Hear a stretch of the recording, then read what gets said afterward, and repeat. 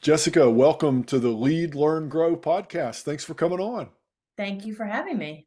Yeah, well, I'm excited to speak with you today. I know a lot of the folks in the Richmond area know who you are and they know your organization, but I'm excited to introduce you to lots more people that maybe don't know about what you guys do. So before we get into that, I'd love to know a little bit more about you. Um, so tell us a little bit about, where you grew up and how you ended up in your current role. Yeah, sure. So I have been a Richmonder since elementary school. We moved down here with my family when I was a kid. So I say I grew up in Richmond, but I know that if you're a real Richmonder, I am not from Richmond by those standards. Uh, I grew up here, went to high school here, went away to Penn State for college, had what I like to call my early quarter life crisis. I was going to be an elementary education teacher and got to the end of my junior year and decided that is not what I wanted to do. And called my parents, God bless them, and told them I was leaving school at the end of my junior year. I was going to come home, I was going to go to VCU and be a nurse. And as you can tell that we're here talking about ACG Richmond, I did not become a nurse. I went to VCU. I ended up in the business school and graduated from there. And then started my working career with a advertising agency that was here in Richmond, is no longer operating, but it was event-based marketing. So I Mm. went all over the country working with clients. One of our big clients was a national race. And so we'd go around and we'd manage volunteers. And so my role was really all of the details that allowed that client to sponsor these races. And so that's kind of how I got into business and marketing. I did that for a while. I did a stint at Capital One, which I think is a requirement. If you work and live in Richmond, everyone at some point has got to work at Capital One. Went from there to a large regional accounting firm. And all of those roles seemed sort of different, but the thread was all the same. I was always someone who was managing details.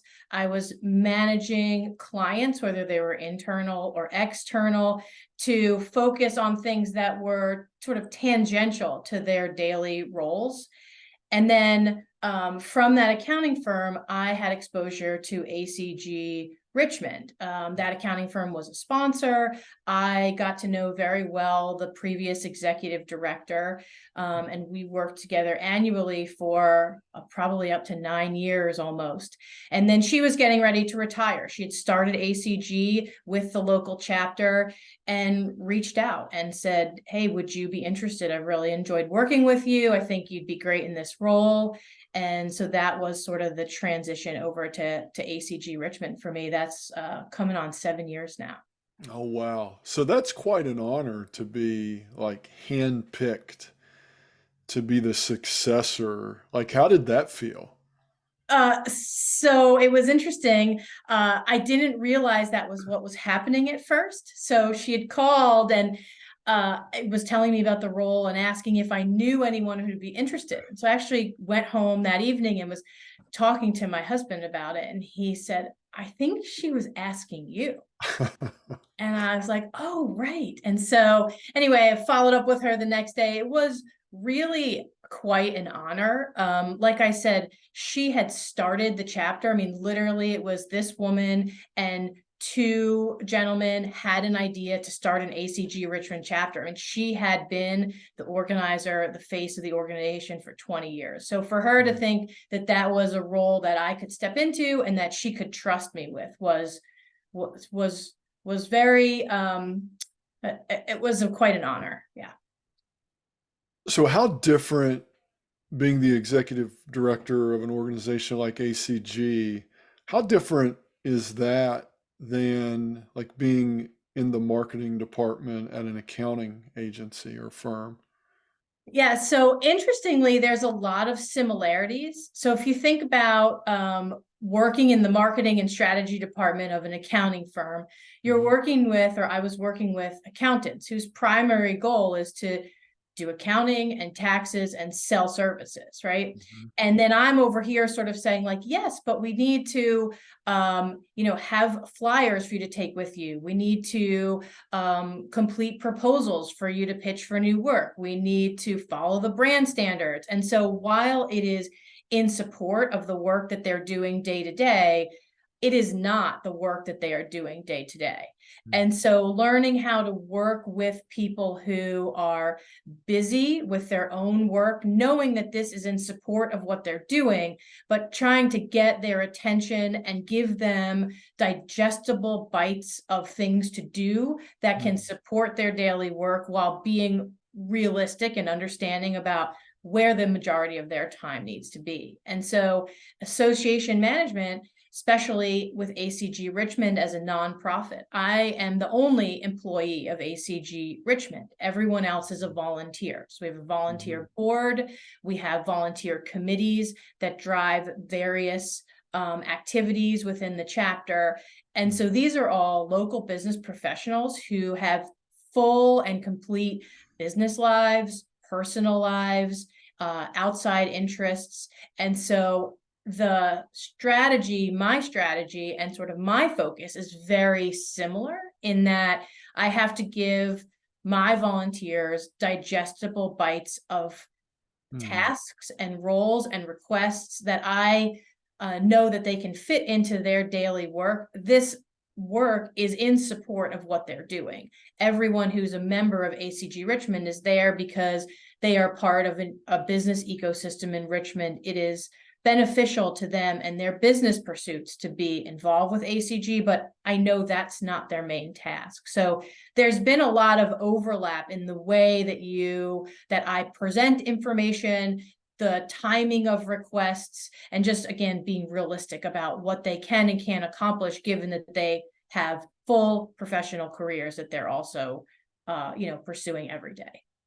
I feel like that's the hardest kind of leadership is leading volunteers. Like it's easy, like if you have a staff, because if they don't do what you tell them to do, like you could fire them, right? So, but when you're leading volunteers, like that's an entirely different animal. It is. And I remember talking to who was it? Oh, it was Scott McRoberts, because same kind of thing, right? So it's basically a very small team, and he relies on the leadership and the contribution of the members to, and so we were talking about this. So you've said one really good takeaway, small, bite-sized, digestible um, information because people have other things to do. But when you think about your success, and your organization has been very successful, when you think about the success you've had, what are some other things you think about when it comes to leading volunteers? Because a lot of business people are involved in things like, you know, nonprofit thing, in the community, PTA organizations, Feed More, and places like that. What are some tips you might have for people leading volunteers? Yeah, so it's a sort of a dual track mindset. There are, as the executive director of ACG Richmond, there are focuses that I have. There are roles that I need filled in order for our organization to be successful. Mhm. And then you've got this group of volunteers, and they have their own focuses and what they want and need to be successful in their business life. And then they obviously are volunteering because they see the value in ACG Richmond and want to give back in some way. And so I think sometimes what is important, or often what is important, is to marry together what I need as an executive director and what an individual person wants and needs and would like to contribute. I think that it sometimes can be tempting to shoehorn a willing volunteer into a role that they really don't want. Mm. And I think it's hard to sustain that, right? They may do that role because they feel an obligation for a little while, but it's not as fulfilling as they'd like. I think interpersonal relationships take you very far. So if someone is willing to help in a role because they appreciate me and they want to do me a favor, that is nice and valuable and helpful. But I think when you can find the roles that you need that a volunteer is really passionate about, you get a different kind of volunteerism and you get a different kind of longevity for that person in that role when it's a really great fit. And, not every match is perfect, but the more of those perfect matches that you can have, the farther and faster it drives the organization and the less turnover you see in those volunteer roles.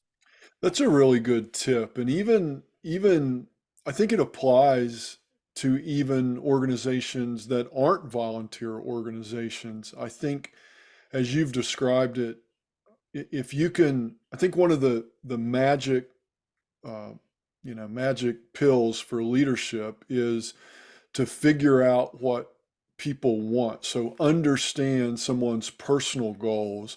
And then if you can tie people's personal goals into the company's goals, then you've got a recipe for success. And too many times, people don't think about that. So I think that's a great way to think about, nonprofit or for profit. I mean, that's just people and that's just leadership. And and so I love that. Tell me about a couple more things, and then we'll talk a little more about the organization. But when you think about all the different things that you do at ACG as the employee, Mhm. um, what are the things that give you the most satisfaction? What's the thing that kind of gets you out of bed on during the week to get you excited about ACG and what you're doing? Well, I think it's two things. First, I started in event management and I've always really enjoyed it. There's just a lot of moving pieces and parts. There's a lot to think about. I find great pleasure in figuring out, how to make a successful event, how to make people feel comfortable, how do we welcome people who haven't been there before. What are the little things that no one is thinking about until they show up in the room? Like, where do I park? Where do I register? Who do I talk to first? And so I really enjoy hosting and being at events, that whole process leading up to the event and then being there in the room. It's really fun and engaging for me personally. Mhm. And then many moons ago, I took a business personality test, and I scored, as one of the proctors told me, I had one of the highest like connector values they'd ever seen in giving this test. And so I really enjoy bringing people together. And so Mm. ACG has been a great fit for that. I mean, it's all about networking. It's all about interpersonal relationships. This is a fantastic group of people who, of course, in the end are there to do business, but there are genuine long-term business relationships, personal friendships that have built from this organization. And so I really enjoy, matching people up together who may have not had a chance to talk to each other in the past, bringing in new volunteers to get fresh faces and ideas into our different committees. And so that type of connection work has always been very appealing to me. And I get to do a lot of that with ACG Richmond. Yeah, that it sounds like a great fit, if and it sounds like were you talking about strengths finders? Was that the little assessment that said you were a connector? Do I you think remember? ours was called the predictive index, Oh, okay. Yeah. Yeah. Yeah. similar, very Yeah. similar. Yeah. Got it. Yeah. PI. Yeah. So Yep. that's great though, because I mean, what it does, it's like, we can all do, we can do things that aren't natural to us, but it just takes a lot of energy. So it's great when we can match up our tasks and our roles and they fit. And I think that's really a recipe for a job that is, more enjoyable. And Yeah. and so tell me about what's been and I'm sure there's many, but what's been the most rewarding experience? Like, have you had an event or a thing that's happened at ACG that's like, you know what, that was the best. That was the best event, the best project. Like what's been like the most remarkable thing do you feel like you've done since you've been at ACG? So this is a fairly recent one, but this past year, we look at program years. So September of 22 to May of 23 was the 25th anniversary of ACG Richmond. And so we did sort of a year-long celebration of just the longevity of the organization. And so we brought back the founding member, I mean, literally the man who said, I think we should start a chapter here, to speak at one of our breakfasts, just a 5-minute, why are we here? How did we get here? We had other longstanding members kind of do a retrospective of why ACG is still relevant 25 years into its existence.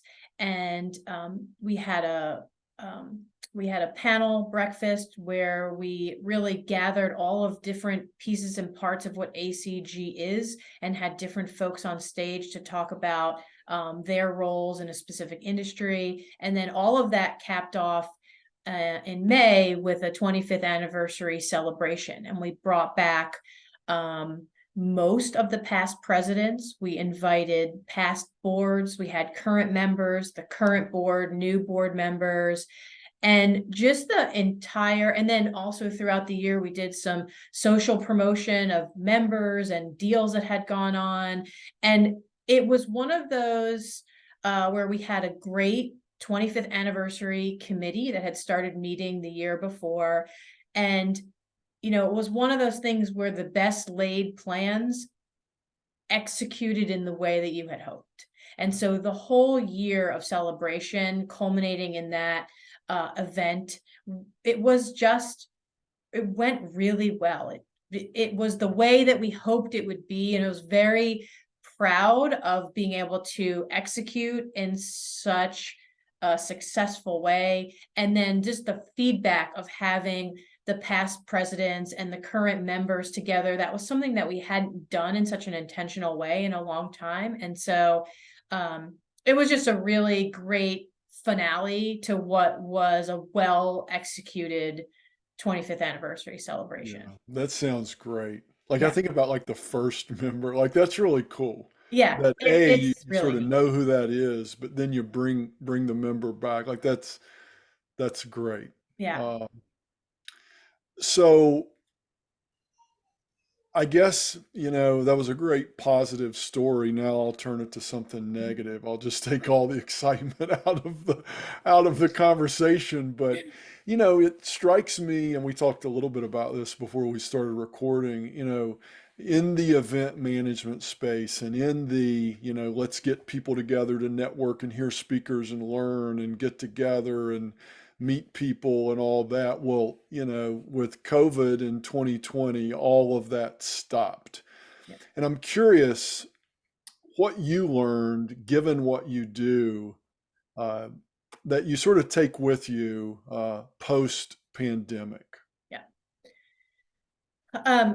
So of course, the pandemic threw everything, up in the air, everything we had ever done. At our core, we are an event organization, right? We bring people physically together into a room to mix and mingle and do business together. And so of course that all stopped. And that was a very confusing and hectic time. And then we came back. Smaller events, social distance when we first came back. And then, now we are fast forward to where we are now, and we're back to full events and full calendars. And, one of the things that I know I have experienced personally and that a lot of my members talk about is, we're back to working the way we did pre-pandemic.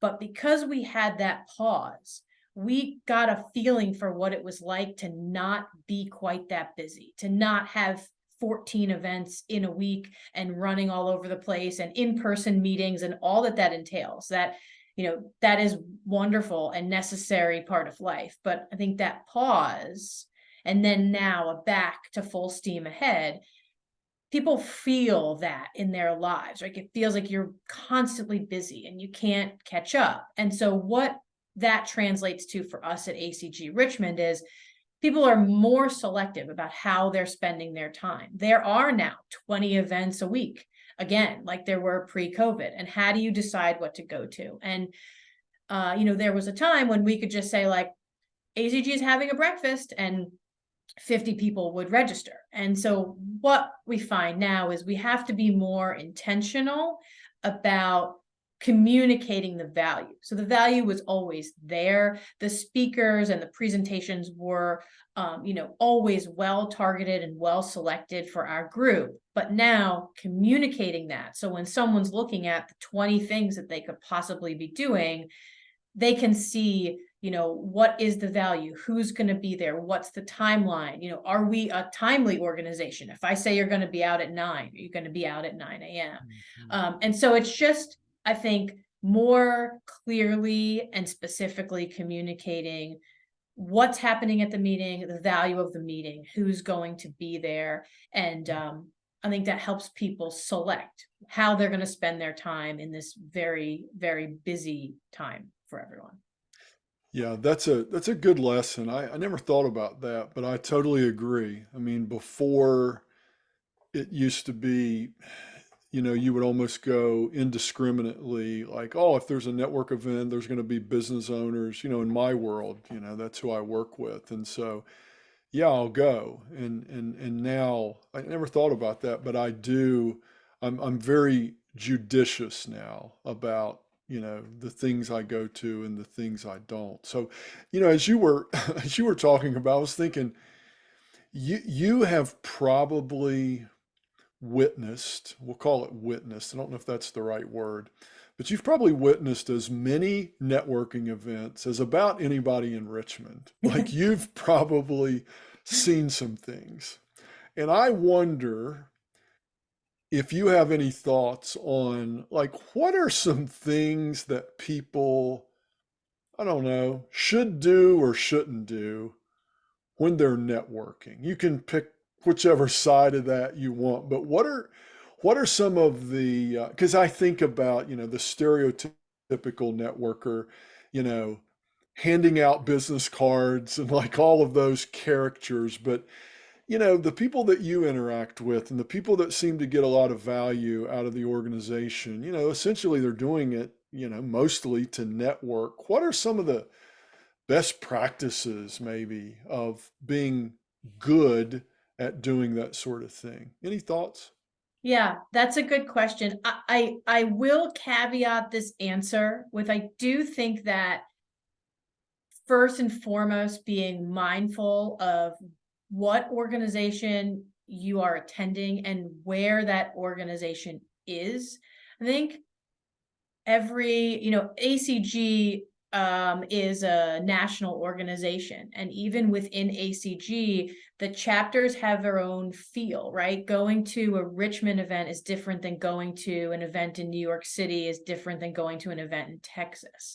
And so I think that to be successful at networking in a given situation is to know what you're walking into, right? So there are certainly organizations and there are certainly meetings where everyone is there to do business, right? They want to hand out business cards. They want to find out, can we meet for coffee? I have this specific need.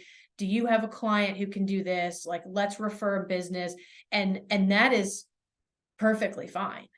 ACG Richmond tends to be more of a relationship first, right? So if you come into an ACG meeting, wheeling and dealing and handing out cards, that is not sort of the norm for the way we operate.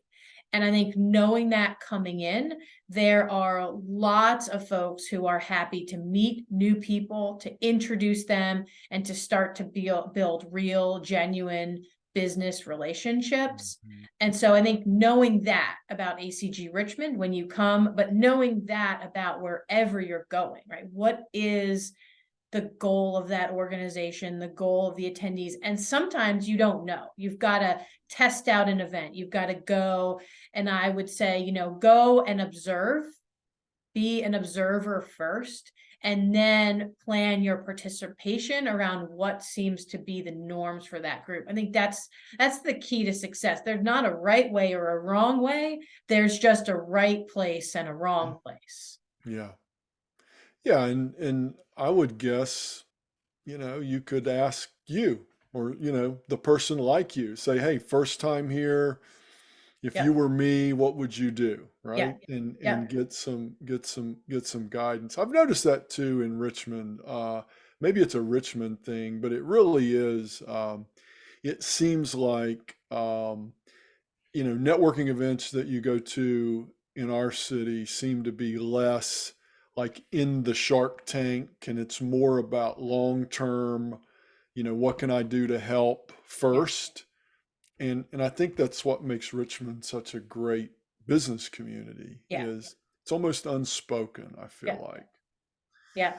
I agree. Well, okay, so we've talked about ACG, and I gave a little bit of information in the intro, but tell folks about ACG, and if they're interested in learning more, like how can they find out where the events are, who would be good members? So just talk a little bit about the local chapter and how folks can connect with it. Sure. So ACG Richmond is one chapter of a larger ACG organization headquartered in Chicago with 55 chapters, primarily in the United States, but also in Canada and Europe. The overall mission of ACG is to drive middle market growth and to connect middle market deal professionals. So that includes investment bankers, private equity firms, and then the entire sort of deal ecosystem. So you've got commercial bankers, lawyers, accountants, IT consultants, executive recruiters, etc. And then each chapter of ACG really has its own local flavor. And so in Richmond, we tend to be more of a generalist chapter, primarily because while we do have a good number of investment banks here in Richmond, and we do have some private equity firms, we don't have sort of the critical mass that you would in in New York or Philly. And so our membership tends to be more of a generalist business community. And what we try to do with ACG Richmond is bring people together on a regular basis. It turns out to be roughly every other month, give or take, to hear local business speakers. So to grant access to someone that maybe our members wouldn't otherwise have access to, usually CEOs or CFOs, to talk about their industry, their leadership style, strategic growth, etc. And we try to diversify that speaker lineup with different world experiences, different industries, different ownership structures for those businesses, and really just give folks a chance to dig deeper into what's going on in the business community and spend time with each other. Our events are we're obviously a membership organization, open to our members, but also always open to non-members, guests. All of our events are on our website. You can find us at acg.org/Richmond. And you can also find my information, the board's information there as well. If anyone wants to reach out and learn more. Excellent. And I'll put that in the show notes so people can easily find it. So, Jessica, we're coming up on the end of our time. Thank you so much for joining us today. Lots of really good takeaways about leadership, and I think that folks, particularly in well, whether you're in Richmond or not, most of our listeners are likely in the Richmond area, so you can certainly look up Jessica. But regardless of where you are in the country or the world, there's probably an ACG chapter close by. And I'm friends and I've had clients that are members, and I've attended the events in the past, and they're always very well done. You always take 2 pages of notes when there's a speaker, and it really is a great community. So keep up the good work, Jessica. And again, thanks a bunch for coming on today. Thanks for having me. It's been fun.